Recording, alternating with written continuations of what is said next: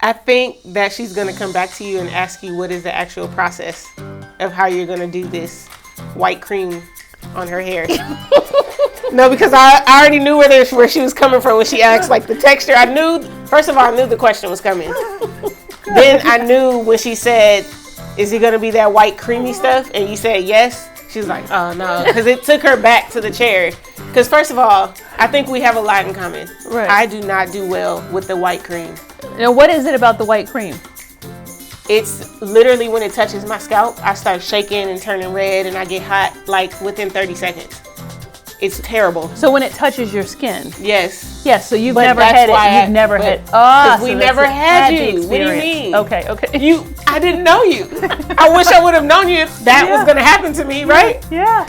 I didn't Okay. have you. Yeah, we didn't have a Because it was on the scalp. Yeah. It was on my skin. It was here for me. But so that's why I'm saying I think she really wants this look, and she will come back to you for a second consultation. That's what you think is going to happen. And she wants to know how you're going to do this so that you don't traumatize her yet again. Okay. That's what I feel like.